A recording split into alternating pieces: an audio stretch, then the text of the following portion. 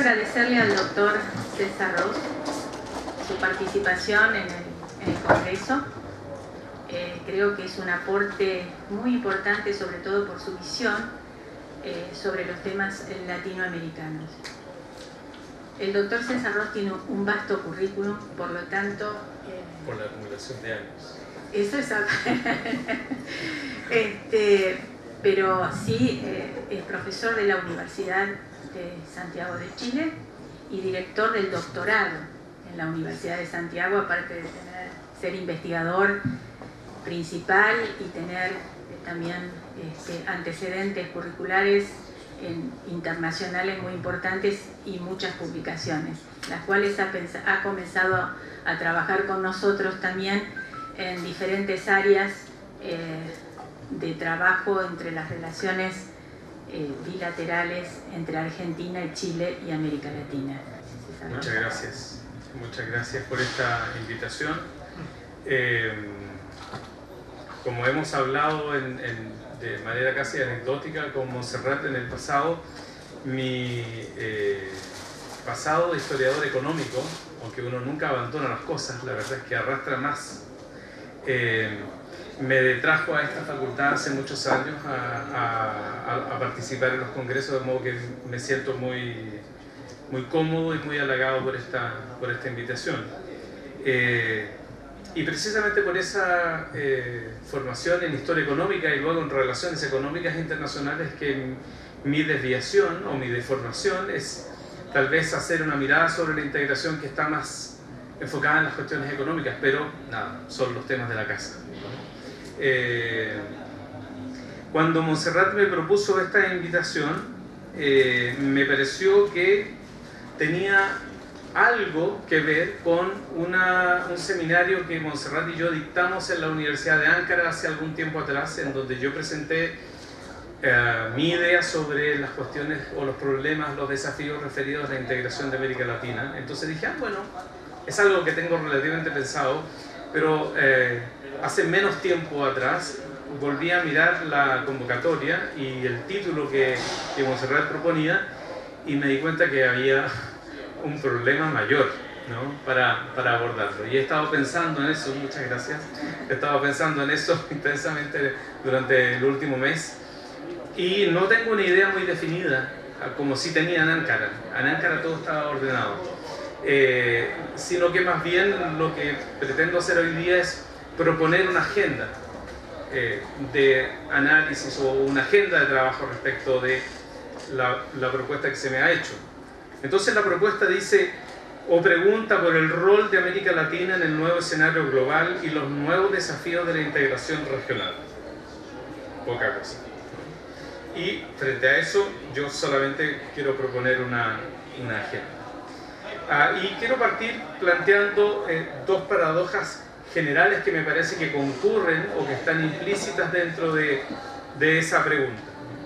La primera de ellas plantea que pese a permanecer América Latina en los márgenes o en la periferia del mundo, del sistema mundo o de los derivados de la globalización, como quieran,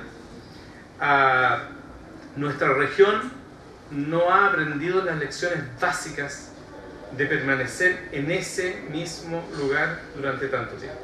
O sea, la mayor parte de la tradición intelectual, sobre todo latinoamericana, planteó la tesis de la periferia, la tesis de la centro-periferia, la de la dependencia, etc. Hemos permanecido allí, si hacemos caso a muchos reputados autores que han trabajado esa temática, como Celso Furtado, bueno, hemos permanecido allí desde la conquista ibérica, como rezaba el título de uno de sus libros.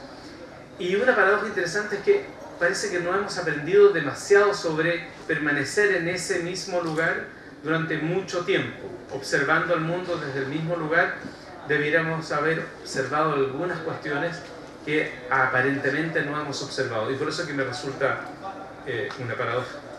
La segunda, que es menos profunda o menos de fondo que esa, y de más corto plazo, es que pese a que por 10 o un poco más de años hemos vivido el éxito del llamado superciclo de los commodities, nuestra región nuevamente, como un maleficio, como una maldición, ha desperdiciado esa oportunidad. Y ha desperdiciado su oportunidad para modificar nuestro patrón primario exportador. Es más, no solo no lo modificamos, sino que, a juzgar por una evidencia empírica que yo mismo he publicado en la revista de la CEPAL, lo que hemos hecho es fortalecer y consolidar nuestro patrón primario exportador. O sea, nos alejamos de agregarle valor a nuestras exportaciones, o nos alejamos de un proyecto de desarrollo, si todavía vale el concepto, que incluyera un tipo de inserción económica internacional que no fuera la exportación de commodities, desgracia el precio alto que tuvimos durante 12 o 13 años. Entonces el milagro, lo analizábamos hace un rato atrás en otro foro de este mismo congreso, el milagro brasileño o el milagro, comillas, argentino o peruano o chileno, porque ingresó mucho dinero por la soja o por el cobre o por el molibdeno, etc. En verdad era lo mismo de siempre en un ciclo expansivo. Pero otra vez lo dejamos ir. Entonces, frente a esas dos paradojas, obviamente podemos preguntarnos, ya más formalmente, aquello que estaba implícito en la propuesta que me hacía la profesora Jairó. ¿Cuál es el rol entonces de América Latina en este nuevo escenario global, dadas ciertas circunstancias? ¿Y cuáles son los nuevos desafíos para la integración? Integración, que era el tema que me llevó inicialmente a pensar de que esto estaba bastante atrapado, bastante resuelto. Bueno, ¿qué podemos decir de lo primero, del escenario global? Todos ustedes son personas ilustradas, por lo tanto todos tienen ideas relativamente sólidas sobre lo que parece que sabemos y sobre lo que parece que no sabemos. Yo seleccioné 4 ideas. La primera está referida a la desaceleración, ¿no? Y una desaceleración de la economía internacional que, como ha planteado Sheila Patel, que es la máxima responsable internacional de Goldman Sachs, la misma entidad que creó los BRICS, ya saben, ella dice: la desaceleración se presenta en una realidad invertida. O sea, ahora los mercados emergentes corresponden a las economías desarrolladas. Y los viejos mercados emergentes, que eran las economías en vías de desarrollo, son aquellas en donde la volatilidad parece más estable, porque nuestros precios cayeron y se han mantenido establemente bajos, muy a nuestro pesar. Ahí hay una primera cuestión que nos remite, cada vez que los ciclos se acaban, los que nos formamos en historia económica creyendo que los ciclos económicos existían casi rigurosamente, como el funcionamiento de un reloj, aprendimos que pasan ciertas cosas en la política pública o en la discusión económica cuando los ciclos pasan. Cuando los ciclos pasan, volvemos a pensar qué interesante habría sido si hubiésemos desarrollado política industrial, ¿no? Y qué interesante habría sido si hubiésemos focalizado los recursos y si hubiésemos formado más ingenieros y no hubiésemos gastado tanto dinero en otras cuestiones. Bueno, ahí hay una idea. Una segunda, hay un cambio demográfico global, que no me refiero al incremento de la población, ¿no? Malthus ya se encargó de ese problema, sino a un cambio demográfico más complejo, que es la longitud de la edad. Con Slobodan hablamos hace poco sobre las edades de sus padres, ¿no? antes de morir. Eso ha puesto un problema en el centro, ¿no? Y que otra vez nos recuerda que el mercado no lo resuelve todo. La gente vive más y quiere jubilar a la misma edad o incluso más joven. La gente vive más y tiene expectativas de una vida mejor en términos de beneficios económicos y sociales, y tiene una expectativa de gasto más alta, ¿no? Hoy la gente de la llamada tercera edad, incluso la gente de la cuarta edad, tiene demandas que hace 50 años no existían. La gente jubilaba y moría a los pocos meses. Entonces el problema de los fondos de pensiones casi no existía. Sarkozy no ganó la reelección por proponer aumentar un año la edad de jubilación, y así. Ese problema existe aquí, existe en Chile, existe en Brasil, y es un enorme problema porque el sistema de financiación de las jubilaciones es una caja negra, ¿sí? Y la mayor parte de la gente no sabe exactamente qué va a ocurrir. Ahí hay un cambio demográfico mayor, que ya estaba detectado por otras disciplinas, por cierto, ¿no? Por la medicina, los especialistas en trabajo social, etc. Habían muchos especialistas que venían observando eso hace mucho tiempo, con la única diferencia es que ahora la longitud de edad llegó al segundo y al tercer mundo. Y ya no es necesario ser alemán o suizo para ver que hay ancianos por montones en los edificios. Hoy día es también nuestra propia realidad y, por cierto, no sabemos exactamente bien qué hacer con ella. Porque ese es un tema, ya lo voy a amarrar hacia adelante, porque nos retrotrae a la reforma que nosotros mismos hicimos al Estado, a nuestros estados en el pasado, ¿sí? Que no solamente implicó el cambio de rol, sino también el debilitamiento de él. Una tercera idea es que pareciera, y vuelvo a la primera paradoja, que no hemos visto lo que ha ocurrido en otros lugares del mundo, como por ejemplo en el este de Asia. Y podría ser una experiencia interesante para un continente que se supone es joven. No sé por qué, si las momias más antiguas casi del mundo están en América del Sur, la gente sigue insistiendo que somos un continente joven. Pero en fin, en este lugar del mundo no hemos visto algunas experiencias que podrían haber sido relevantes para nuestra región. ¿Y por qué digo Asia-Pacífico? Porque ellos hicieron un proyecto de industrialización sustitutiva de importaciones con sesgo export. Y ellos eran mucho más pobres que nosotros hace 60 años atrás, tal vez exceptuando una parte de la población de Japón. Y hoy día, en la mayor parte de esas economías, Japón, Corea, podemos agregar China crecientemente, Singapur, Hong Kong, Taiwán, la mayoría de esos países, las preguntas que todavía son válidas en América Latina, allá ya no lo son. Por ejemplo, la gente no tiene incertidumbre si va a comer al día siguiente. En general, no tiene incertidumbre sobre si tiene o no acceso a la educación, a la salud o opciones de encontrar empleo. En general, ellos lograron avanzar sobre eso. ¿Se convirtieron en países más felices? Sí, la estadística de suicidios podría contradecirlo, ¿verdad? ¿Se convirtieron en sociedades mejores? Sí, esa es una categoría demasiado compleja para una modesta reflexión como esta. Pero lograron resolver aquello que nosotros queríamos resolver hace 100 años, y hace 100 años nosotros teníamos universidades, teníamos industrias, teníamos educación pública, teníamos hospitales y habíamos resuelto la mayor parte de las cosas que ellos no habían resuelto. El ejemplo paradigmático, como ya saben bien, es Corea del Sur. El año 53, cuando termina la guerra, no tenían universidad y jamás la habían tenido. Tenían unas academias de filosofía, educación pública. Era un país de campesinos pobres que habían sido históricamente dominados. ¿Por qué lo planteo? Bueno, tengo un trabajo más desarrollado sobre el caso coreano. ¿Por qué lo planteo? Porque en los presupuestos históricos de nuestra teoría del desarrollo parecía que los que estábamos en la periferia jamás podíamos llegar al centro. Todas las condiciones estaban dadas para que se perpetuara esa condición.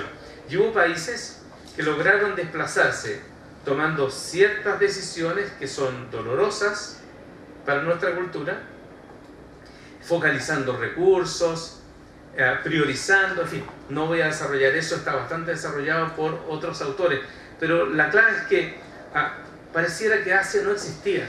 En los años 60, 70, incluso después de la UNCTAD tercera, casi no se hablaba de Asia en América Latina. Nadie miraba la experiencia asiática. Solo cuando el Banco Mundial, con Joseph Stiglitz incluido en el equipo, publicó su mítico informe sobre el milagro en el Asia Oriental, como que algunos tuvieron la idea de observar que algo había estado ocurriendo allí y no aprendimos demasiado de esa experiencia. No era la única, ¿no? Quizá por nuestra diría, hipnotismo hacia Europa, no hemos aprendido mucho de Asia, ¿sí?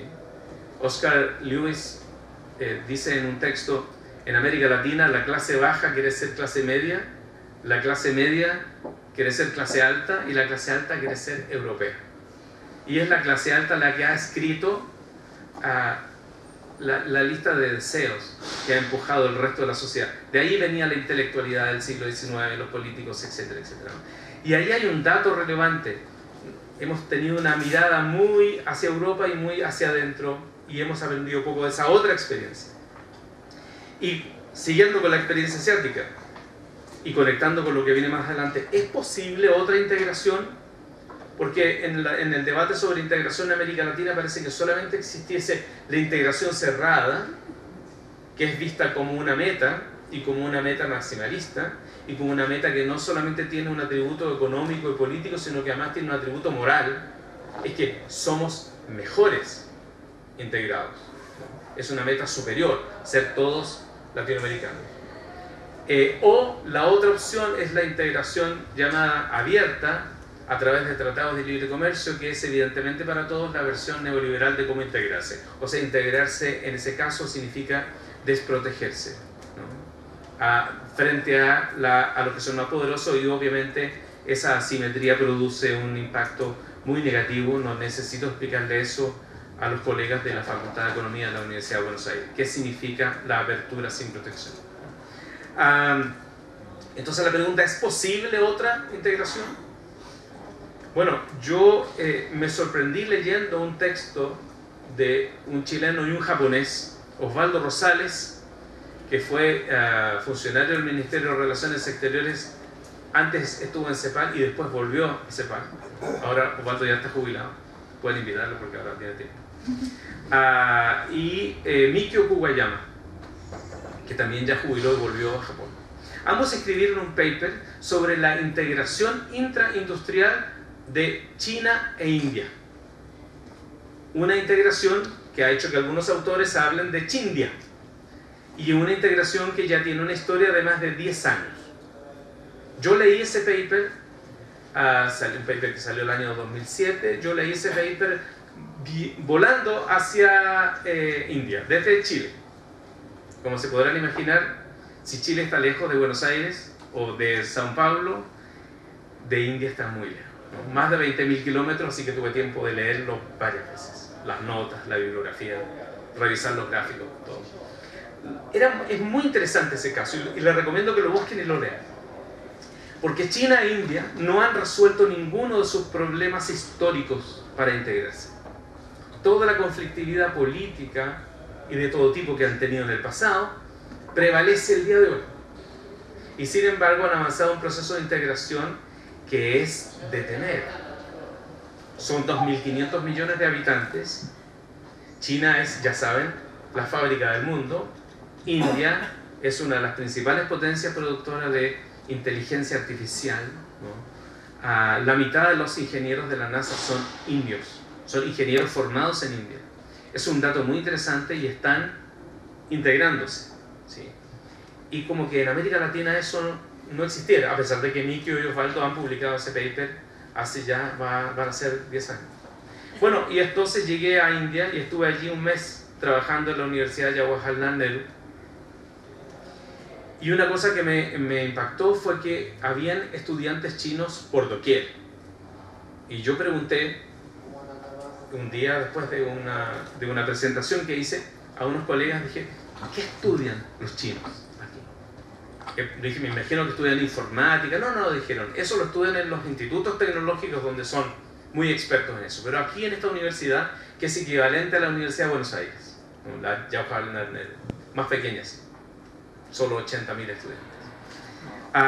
Y pregunté qué estudian. Me dijeron estudian dos cosas. Lo siento por la facultad. Estudian leyes y estudian la lengua. O sea, las reglas del juego y la lengua. Vamos a hablar en su idioma. Y eran jóvenes, 18, 19 años, y yo los veía en la cafetería de la biblioteca conversando totalmente incorporados e integrados. los chinos entonces están apostando a una integración con India de largo plazo, porque están preparando los tomadores de decisiones de los próximos 10, 20, 30 años.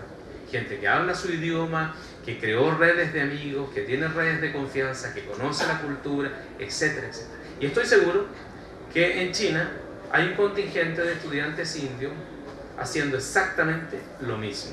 Una política de integración que es muy similar a la que hicieron alemanes y franceses en el pasado, muy similar a la que hicieron los japoneses enviando enormes contingentes de estudiantes por décadas. Lo mismo que uno puede ver en las universidades norteamericanas hoy día, los cuadros de honor en la mayoría de las universidades son de estudiantes chinos. O sea, están yendo a conocer al otro directamente porque entienden que eso, que es una cualidad cultural, está en la base del proceso de integración.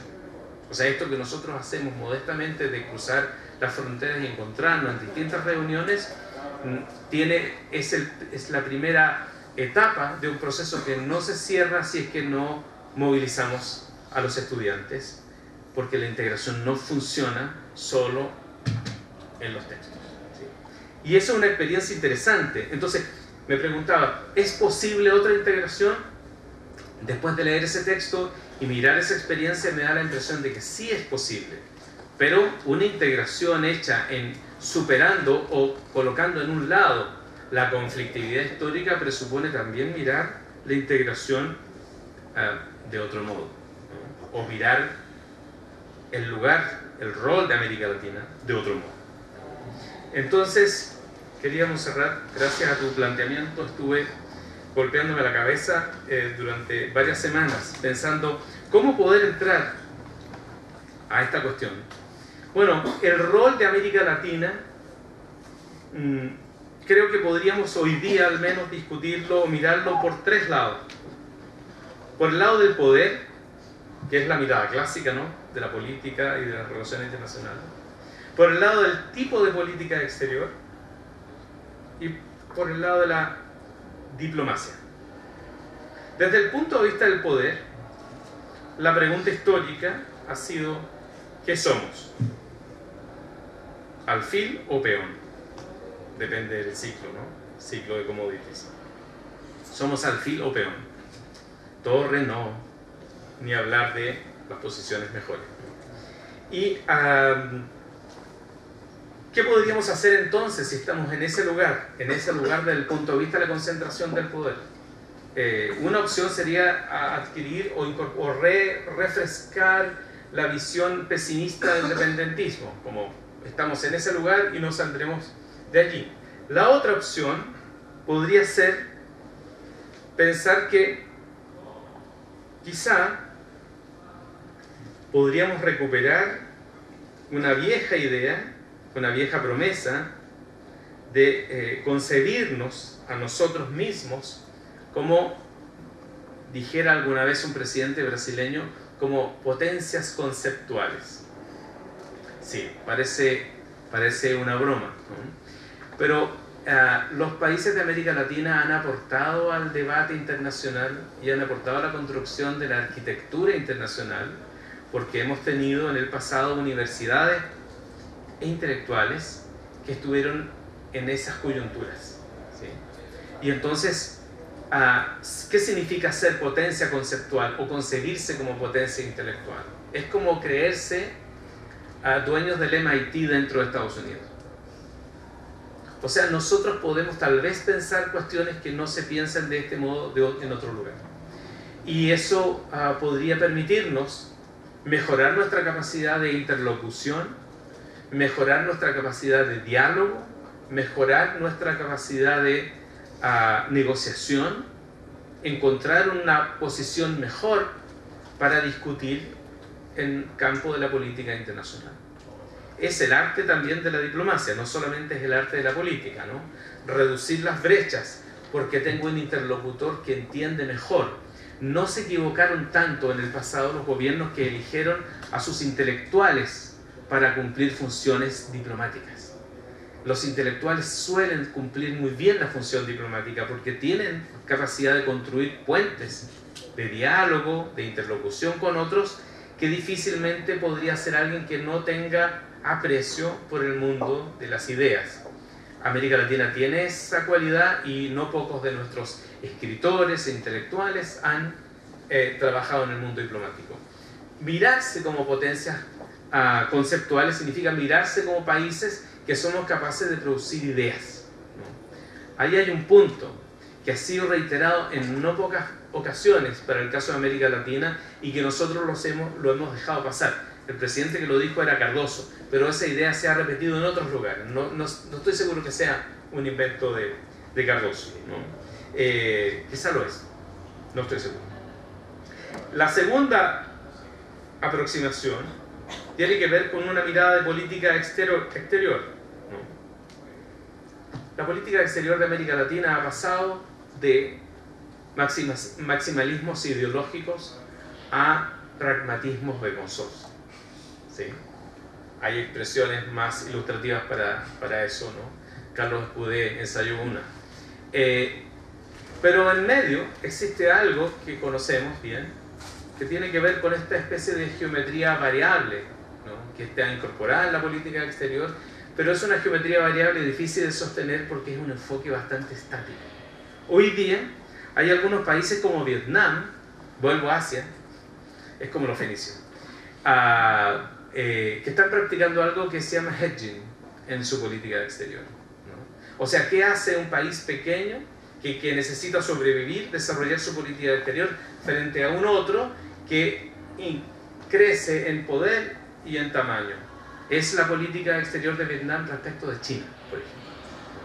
Y entonces hay un aprendizaje interesante allí que nosotros no hemos ensayado. Nosotros partimos de la base que por tener un tamaño, peso, influencia menor, estábamos derechamente perdidos porque partimos también del presupuesto clásico de la negociación, que es de la política, de los negocios, y es que cuando no hay poder relativamente equilibrado, no hay negociación, sino que hay imposición. Y Vietnam ha demostrado que es posible jugar, por supuesto, es una expresión fácil. Es posible dialogar con una potencia teniendo una política rápida, dinámica, relativamente escurridiza, dice la definición de hedging, ¿no? Que permita maximizar nuestro nanopoder, porque no es más que eso. Maximizar las posibilidades de nuestro nanopoder. Hasta allí estoy hablando solamente de política nacional, no estoy hablando de la región, ¿no? Y el tercer enfoque, que es el ya estrictamente diplomático, tiene que ver con la capacidad que puedan desarrollar nuestros países para colocar su mejor gente en ese campo. ¿Sí?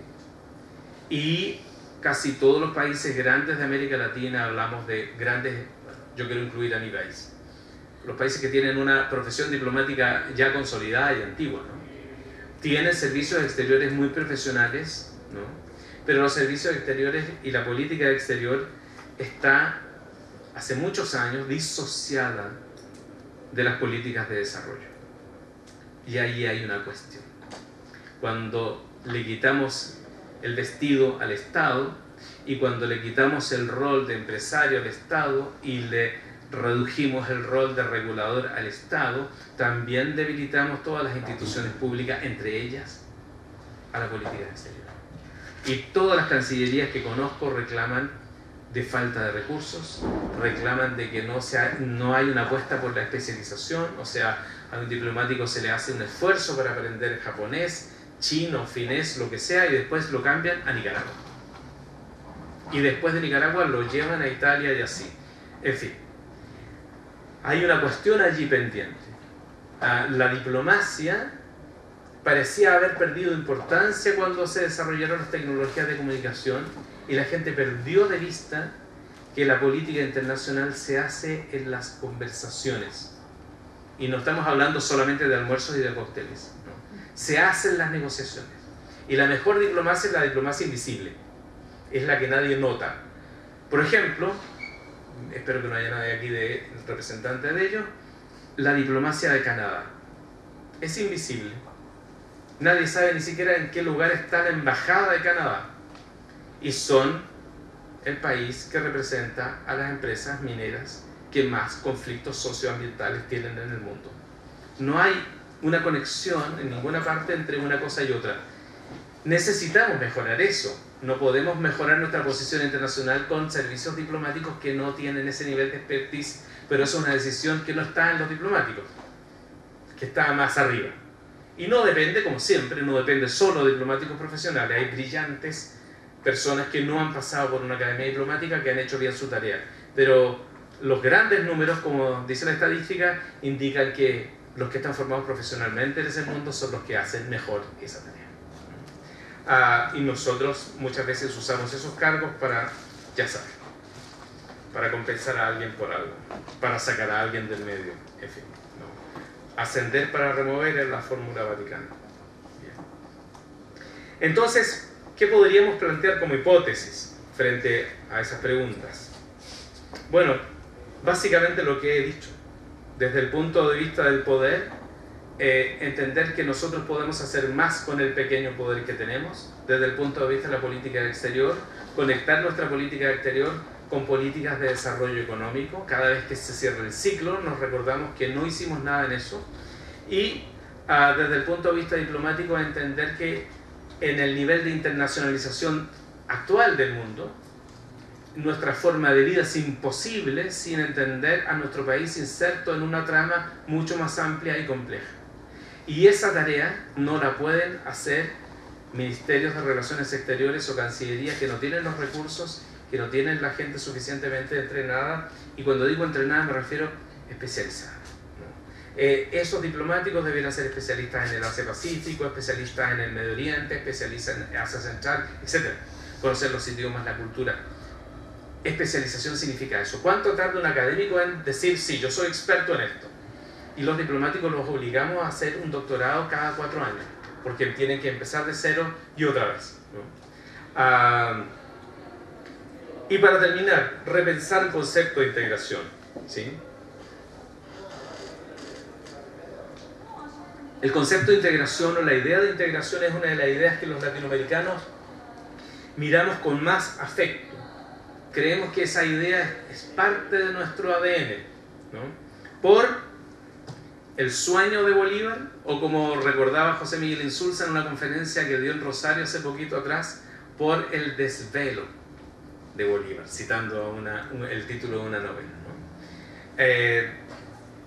La verdad es que la integración, yo he dicho y he escrito sobre esto, la integración que hemos tenido en América Latina en general ha sido vista en términos, como adelantaba, tan maximalistas que casi hemos hecho con ella un imposible, ¿sí? Ya conocerán, esto es para los más jóvenes, para que a ver si alguno que todavía combate el sueño pueda despertar.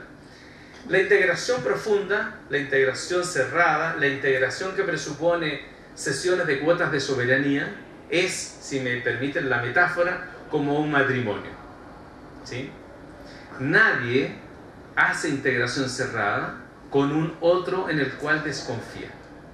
Nadie hace integración cerrada con un país con el cual tiene pleitos pendientes por frontera, con el que ha tenido guerra, con el que tiene una historia traumática. Y si examinan la historia de América Latina, sobre todo los que ya tienen algo de formación en historia, podrán ver que no hay países fronterizos que no tengan esa cualidad.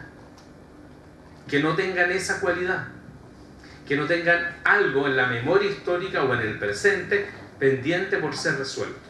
Y entonces el presupuesto básico con el cual nosotros trabajábamos, presupuesto racionalista, weberiano, es que mientras hubiesen temas pendientes no podía haber integración. Ese era el modelo latinoamericano. Es más, entre Chile y Argentina en 1990 o 89 habían 24 puntos pendientes de resolverse por temas de litigio en nuestras fronteras. Y Elwin y Menem acordaron poner voluntad política para resolver ese problema. Y después de los 4 años de gobierno del presidente Elwin, Menem, ya saben, duró un poquito más, habíamos resuelto 22 puntos. Quedó pendiente Laguna del Desierto, que fue resuelto después, y quedó pendiente Campos de Hielo Sur, que aún está pendiente porque hay varias complicaciones metodológicas y todo orden para resolverlo.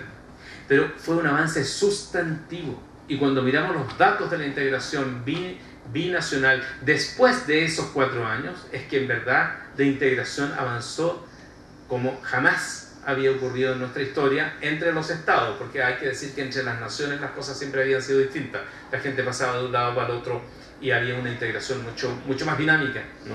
Como la sigue habiendo. Pero es muy interesante eso. O sea, efectivamente ahí se cumplió ese requisito. Pero en el caso de los países en que todavía persisten las diferencias, la integración ha sido realmente muy compleja. La apuesta más bien ha sido a no incrementar los conflictos, más que pensar en cómo integrarse. Entonces, esa integración así maximalista, a pesar de ser inviable en cierto sentido, ha estado presente en el discurso internacionalista de todos los países de América Latina. Alguien podría escribir una tesis sobre esto. Tomar los programas de gobierno de todos los países de América Latina es un trabajo largo, pero podría dar fruto. Y mirar solo el programa de gobierno, ¿qué dice respecto de la integración? Y todos los programas de gobierno y todos los gobiernos prometen la integración. Somos un país latinoamericano, miramos el mundo desde Latinoamérica y esa es nuestra prioridad.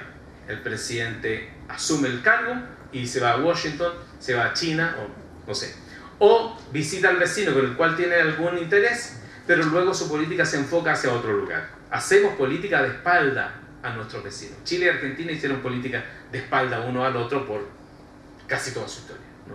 Y entonces es interesante. Todos saben que hay que hablar bien de la integración, que es políticamente correcto hablar de la integración, pero no hay voluntad política para integrarse porque eso significa un matrimonio. ¿Qué hemos tenido hasta aquí? En los buenos tiempos hemos tenido un noviazgo, en otros momentos hemos tenido una fe y en otros una ruptura. Pero matrimonio no ha habido. O sea, perdón, la gente está dispuesta a casarse con alguien, pero darle la clave de su correo electrónico, jamás. Bueno, eso es confianza, ¿sí? Integración presupone crear zonas supranacionales, ceder cuotas de soberanía, como se hizo en Europa, permitir que la ley laboral sea comunitaria, que los tribunales del trabajo puedan recibir reclamaciones de otro país. Eso significa. Nosotros no hemos logrado hacer esa integración y vamos a tener además el problema de la migración. Y la migración es el principal desafío para cualquier proyecto de integración, porque está en un punto de muy difícil discusión, porque apela a la ética, apela a la moral de los países.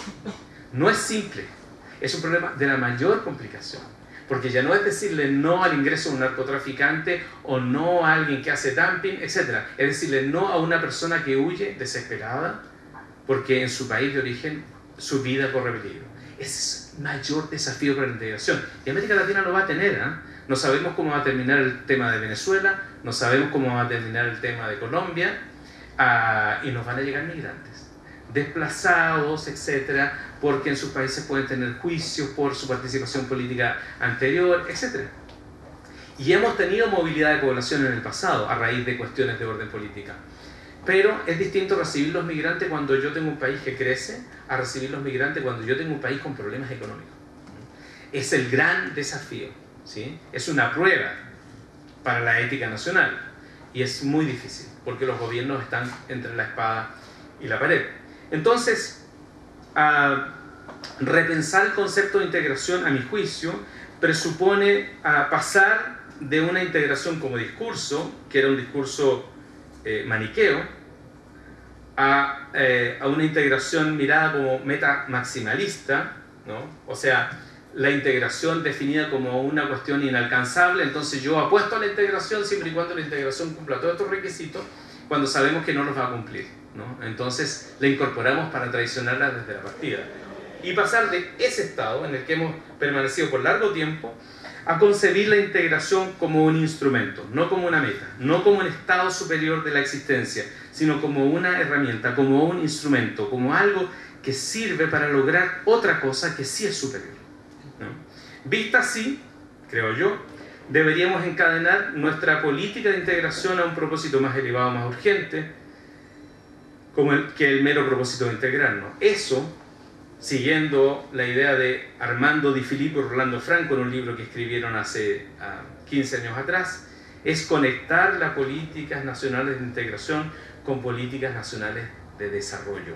La integración debe servir para el desarrollo. Y esto es mucho más que hacer política exterior con énfasis económico, que es el enfoque neoliberal de la política exterior. Hacer mucho más que política exterior para incorporar cuotas extras de seguridad. No es una mirada neorrealista de la política exterior. Mirar la política exterior como una pieza para mejorar mi integración con el otro y mirar la integración como una pieza para promover el desarrollo. Ya, vuelvo a Asia. El ejemplo en Asia se llama Flying GC.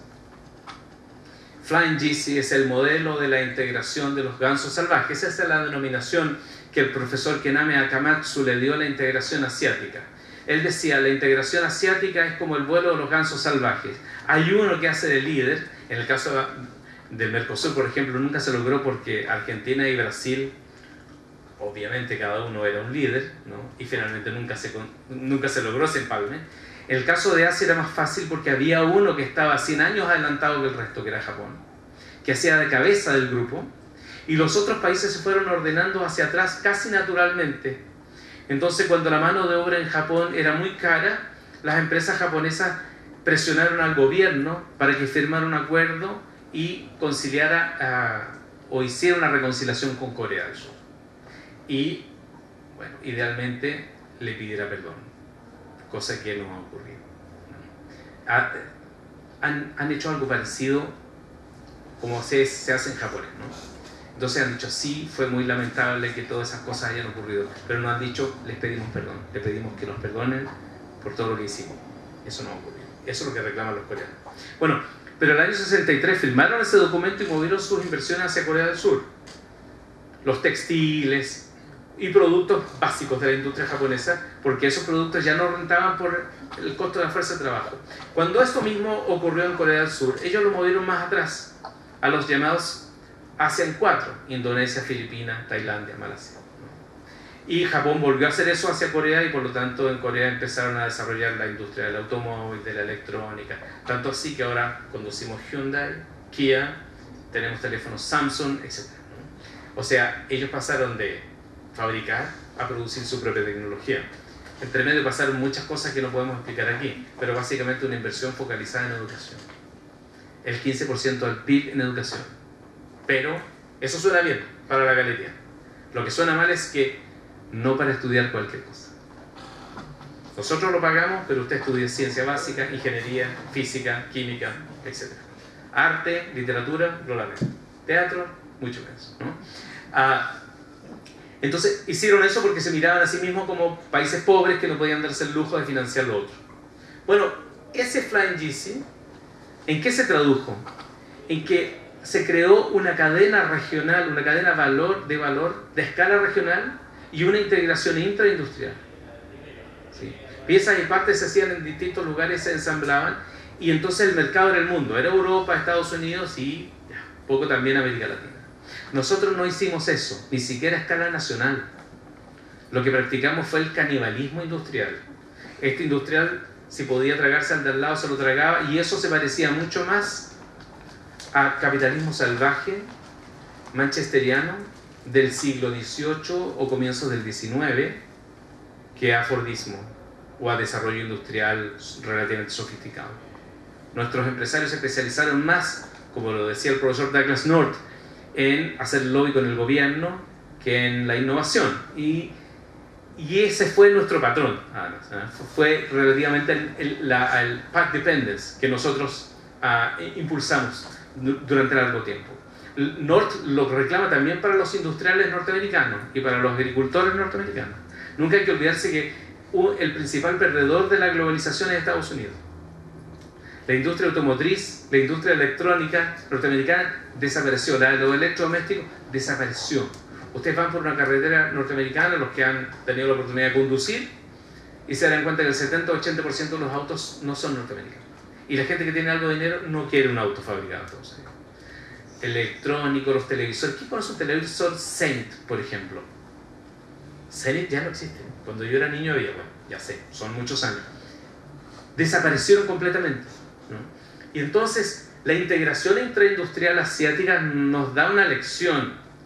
Nuestra escala es muy pequeña en el juego global de la economía como para no haber incorporado la integración entre los países. Pero eso presuponía una decisión bastante pragmática, ¿no? Bastante pragmática. Eso suponía que los países hicieran opción y le dijeran a ciertos sectores de la economía: ustedes van a desaparecer.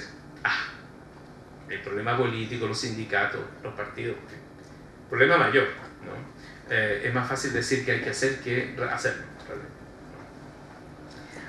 Entonces, el ejemplo de Flying GC a nosotros nos pone en el contexto de una integración que debería ser efectivamente un instrumento para ayudar al desarrollo y por extensión a la equidad.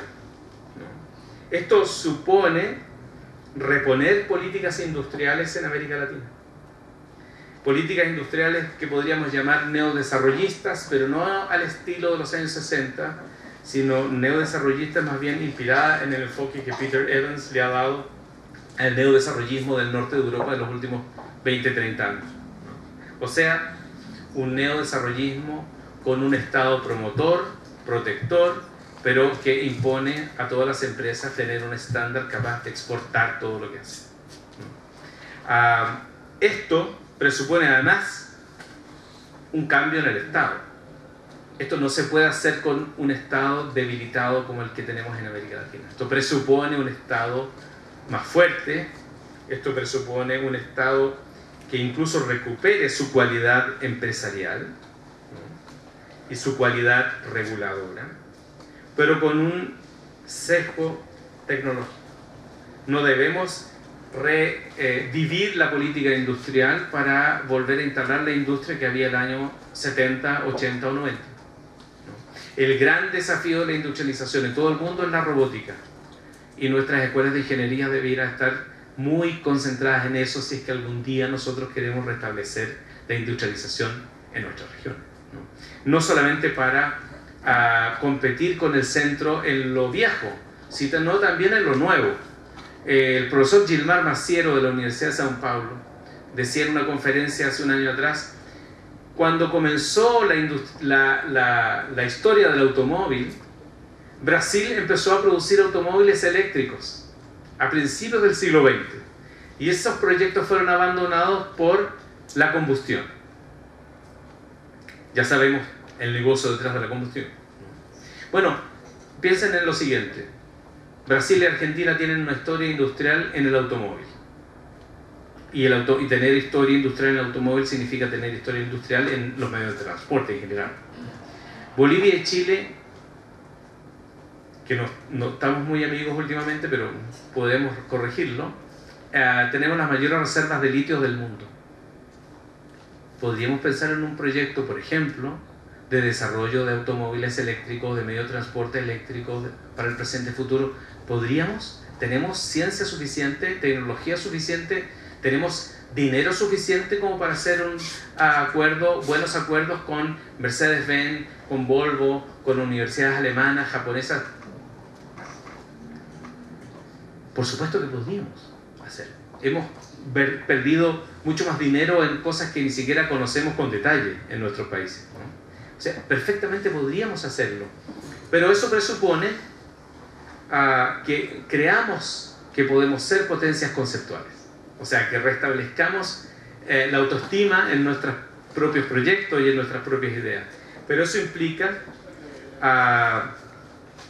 incorporar los aprendizajes de otros. Yo he puesto el caso de Asia, y reflexionar acerca de que lo que hemos aprendido hasta ahora ha sido insuficiente, pero no significa que no podemos modificar el futuro que tenemos, ¿no? No hicimos hasta aquí aprendizaje por analogía, que probablemente sea la forma más básica y ancestral de aprendizaje, pero eso podemos hacerlo a partir de ahora.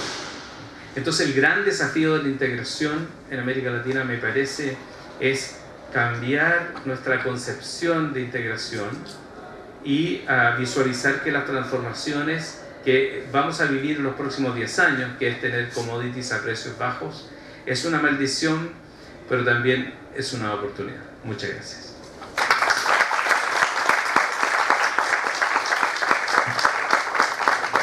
Muchas gracias, César. Me están haciendo señales de que tenemos que terminar por motivos obvios. Yo quiero utilizar algunos de los conceptos de César como modo de reflexión y después en el cóctel podemos conversar. Creo que este es un comienzo de una nueva reflexión en los procesos de integración. Estamos ante un nuevo concepto de posglobalización, porque hay nuevas necesidades en los nuevos modelos de integración. Y decir cuáles son los 3 ejes que a mi criterio me parece que es una manera de reflexionar. Nosotros que somos académicos y que trabajamos permanentemente los modelos de integración. Primero es una integración real, trabajar en lo que nos une y no en lo que nos separa. Yo creo que la cultura es la base fundamental, la educación, para poder generar nuevas ideas, nuevas expectativas. Creo que no van a ser cambios rápidos, de ninguna manera. Creo que la apuesta está en la educación, en la cultura y en fortalecer los lazos que nos une culturalmente, ¿no? Y este es el gran desafío, es el desafío de la universidad, es el desafío, creo que en parte lo que venimos hablando con el profesor Pajovich, con la profesora Pavlakis, no me quiero olvidar de nadie, de los colegas brasileños y argentinos, por supuesto, de lo que venimos hablando en los procesos de integración. Es decir, que se trabaje para crear nuevas ideas, nuevas mentalidades para poder enfrentar 2 desafíos. El trabajo, un nuevo tipo de trabajo a través del desarrollo de la tecnología, que también nos abre una nueva perspectiva de empleo, cómo preparar a esas nuevas generaciones para estos nuevos desafíos. Así que bueno, les agradezco a todos, les agradezco a César, muy gentil, siempre muy disparador en sus ideas. Los invito a todos al cóctel de bienvenida que organiza la facultad y las autoridades de la facultad. Así que bueno, en ese relax podemos intercambiar ideas. Muchísimas gracias a todos y les doy la grata bienvenida a todos los cuerpos diplomáticos que aquí están presentes. Muchas gracias a todos.